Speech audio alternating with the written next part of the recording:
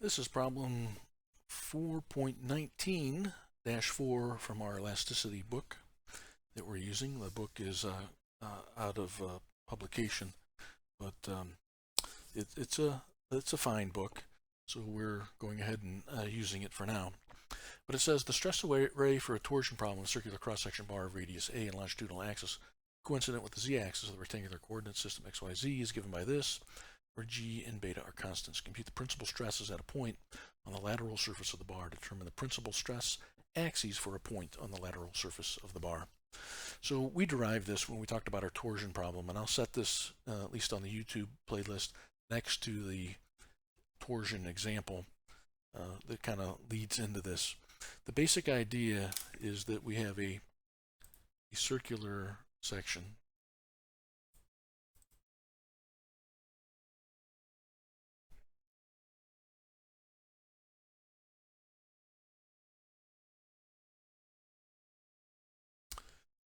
Okay, so if we look at it in the plane, then the x and the y axes are in the plane.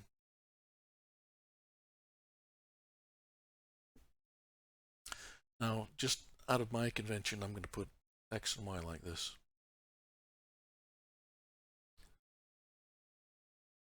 And the symbol that we used for our radial distance previously was a. So we're looking at some point a. And say, suppose it has an angle of phi that goes this way. Then for this point that's right here,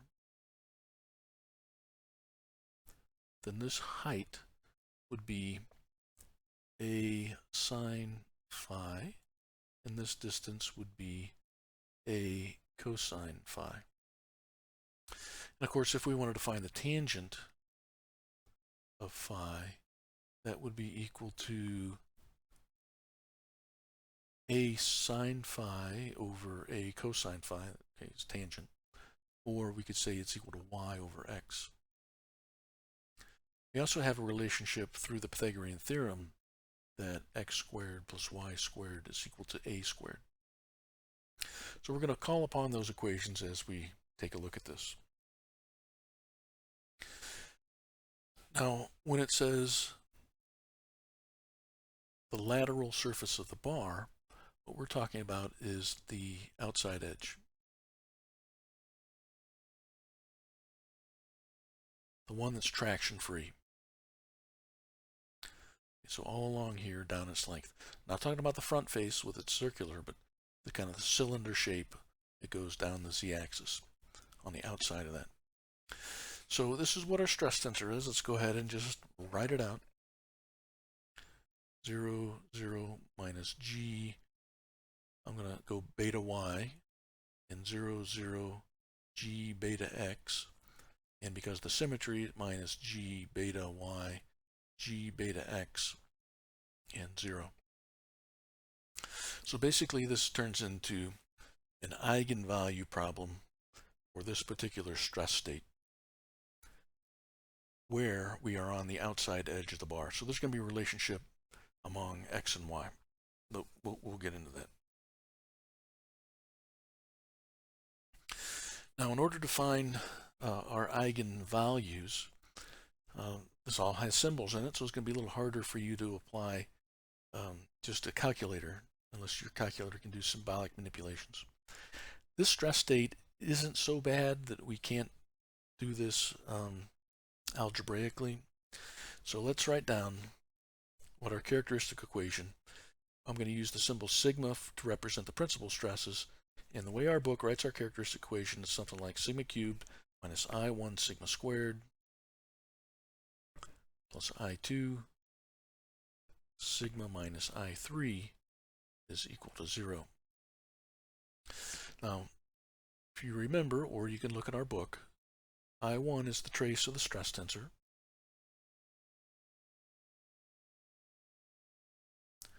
That's going to be 0.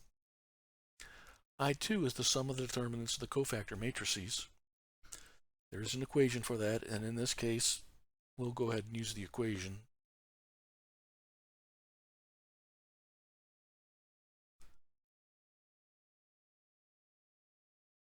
Sometimes I don't like to use the equation, but and just calculate those determinants, but in this particular instance, it's going to save us a little bit of time. Of course, the first three terms are 0 because sigma 1, 1, sigma 2, 2, and sigma 3, 3 are 0. And what we're left with then, since sigma 1, 2 is 0, we're going to be left with a minus g beta y squared minus g beta x squared. So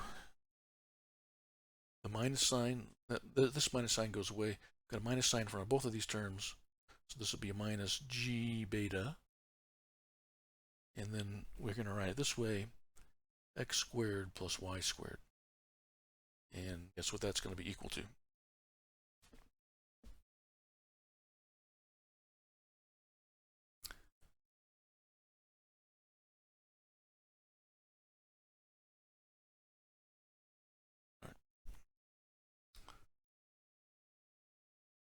I need squareds on these terms.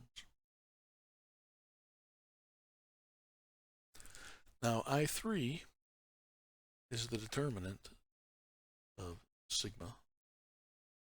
And there is a formula for that, but you might as well just calculate the determinant. So for a 3 by 3 matrix, we can use that shortcut method where we write down our matrix of components.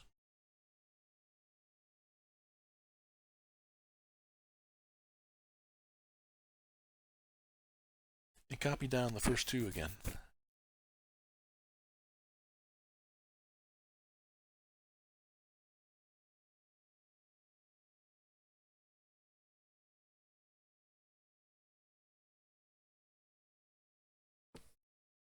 And then we take all the terms that go this direction.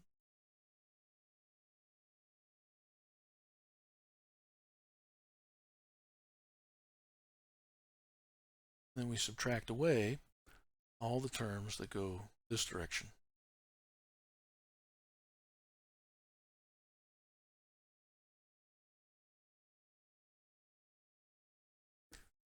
All right, so that actually is kind of nice for us to make our algebra easier.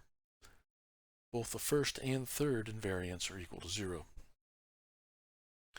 So putting it into our characteristic equation, we're going to have something that looks like sigma cubed plus minus g squared beta squared a squared sigma is equal to 0. And I can pull a sigma out from this, and I'll have it look like this: sigma squared minus g squared beta squared a squared. One of the roots is going to be sigma is equal to 0, and then the other roots are going to be plus and minus g beta a. So however you want to order these, 1 and then 2 and 3. So that's the first part. Those are the principal stresses for a point on the lateral surface of the bar. Remember, g is a shear modulus and beta is our twist rate. A is the radius of the bar. The next part is a little bit harder, but it's not too bad if you just remember what you're doing when you go to find eigenvalues, eigenvectors from eigenvalues. And so let me clean this off a little bit, and we'll take a look at the eigenvectors associated with each of these particular eigenvalues.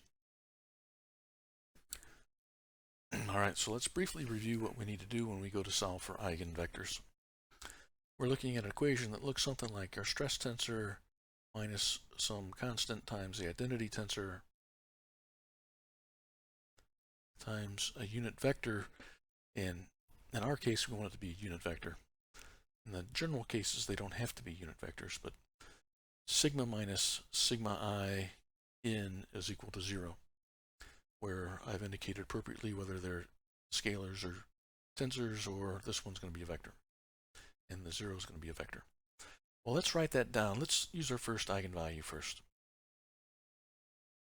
So 0 minus 0, then we have 0, we have minus g y beta, we got 0, 0, gx beta, and I wrote it differently just a moment ago, but this is fine.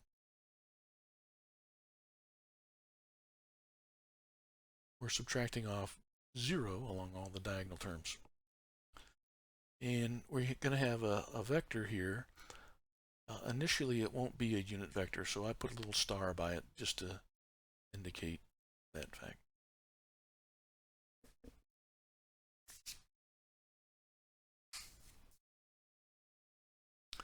So we're going to take the first row times this column, and that's of limited usefulness. We're going to take the second row times this column, and that's also of limited usefulness.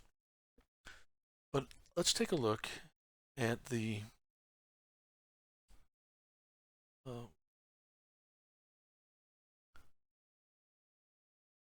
third row times this column. So we're going to have minus g beta y times n1 star plus g beta x times n2 star plus 0 is equal to 0. Okay, so the g and the betas, they'll cancel out. If I want to, I can solve for n1 or n2. Let me solve for n2 star.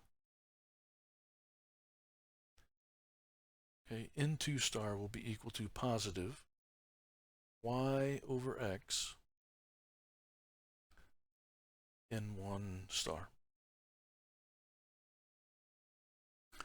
Or if I look over here and remember that that's equal to tangent of phi, I can write it this way.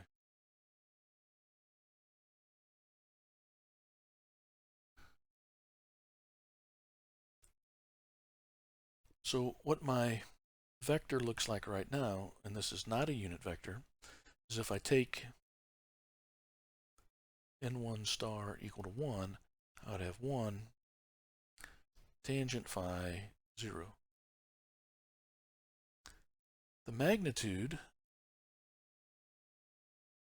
is equal to the square root of 1 squared plus tangent phi squared.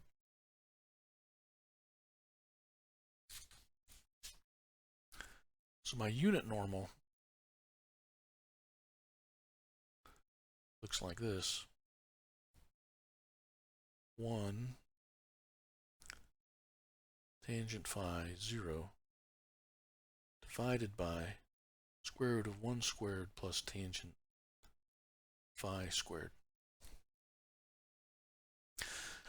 Now, you may or may not remember this, but there is a trig identity that says that tangent squared phi plus 1 is equal to the secant squared.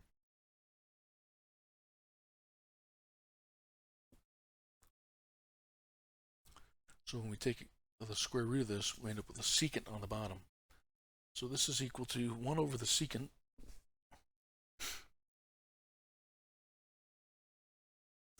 this is equal to tangent phi times 1 over the secant, and then 0. Now we need to remember what the secant is. The secant is 1 over the cosine. So 1 over the secant is the cosine.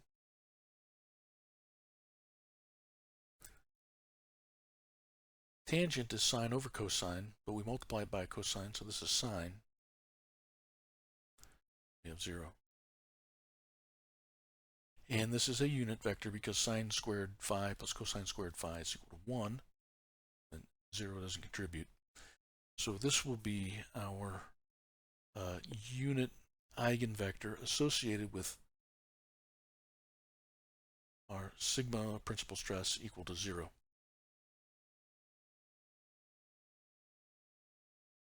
So if we know what angle we're off in, we can use that to help us point to our principal stress direction of sigma is equal to 0.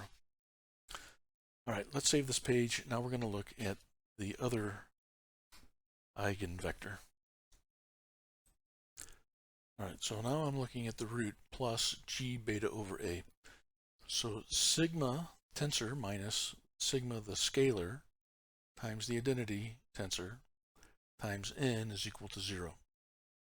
So I have minus g beta over a on all these diagonal terms, and the shear terms are unaffected, so I have the same thing that I have up here. Let's write down all three of these contributions here. So if I'm going to take this row times this column, I have minus g beta a n1 star.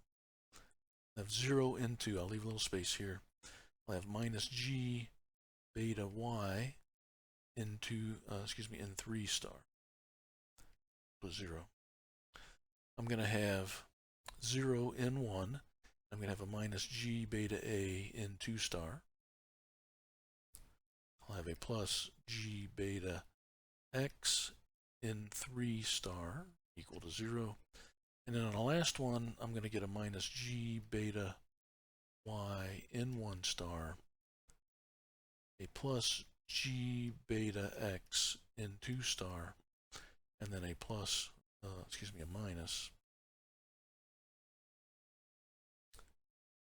g beta a n3 star. All right, let's look at the first one. I'm going to solve for n1 star. n1 star is going to be equal to a minus y over a n3 star. What is y over a? Well,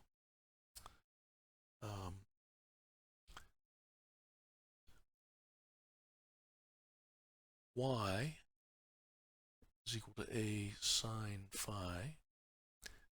So y over a is going to be equal to sine phi.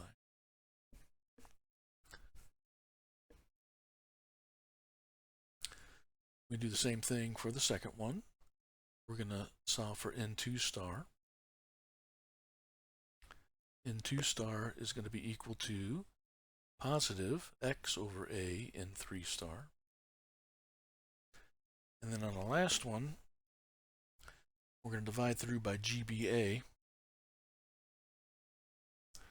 We're going to have a minus y over a n1 star, a plus x over a n2 star, and then we're going to have a minus n3 star, and then all of that will be equal to 0.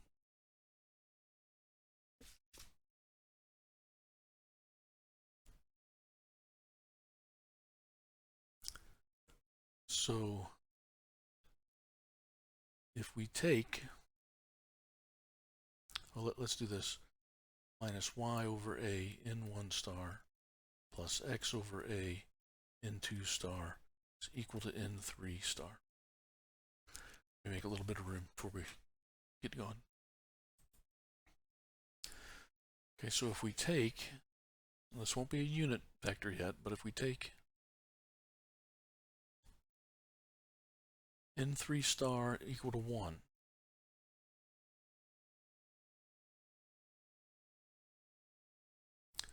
we're going to have n1 star is equal to minus y over a, so that'd be equal to minus sine phi. n2 star will be equal to x over a, that would be cosine phi. And then n3 star, we said we would take that equal to 1. So we have a vector, this is not a unit vector, but we have a vector minus sine phi cosine phi 1. We want to make it a unit vector, we divide it by its magnitude. So we're going to have a sine squared phi plus cosine squared phi plus 1 squared. Well, sine plus cosine is equal to 1, so what we have on the bottom is the square root of 2. So our unit vector will be equal to minus sine phi over the square root of 2, cosine phi over the square root of 2, and 1 over the square root of 2.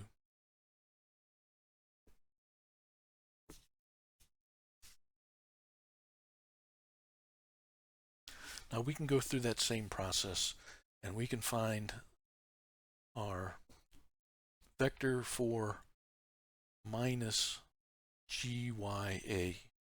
So this is for sigma is equal to plus G, not GY, G beta A.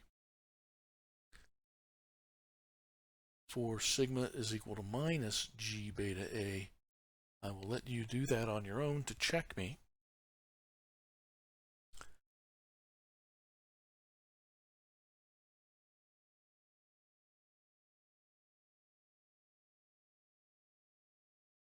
Let me see if I can write down what that is. Okay, and so this is what it should be for sigma is equal to minus, should be a G right here. G beta A. I end up with positive sine phi over square root of 2 minus cosine phi over square root of 2 and positive 1/2. Now, these two ought to be perpendicular to one another. So we can check that. So we multiply this one by that one. So we're going to have a minus sine squared phi over the square root of 2. We're going to have a minus cosine squared phi over square root of, not square root of 2 over 2. And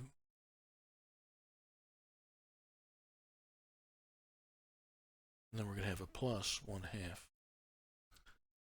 So if I take out the minus 1/2, I'll have sine squared phi plus cosine squared phi. Then I'll have a minus 1/2. Then I'll have a plus 1/2. So the minus 1/2, since this is equal to 1, adds to the plus 1/2, and I get 0. So these two are perpendicular. So I found my set of eigenvectors and eigenvalues for this particular stress tensor.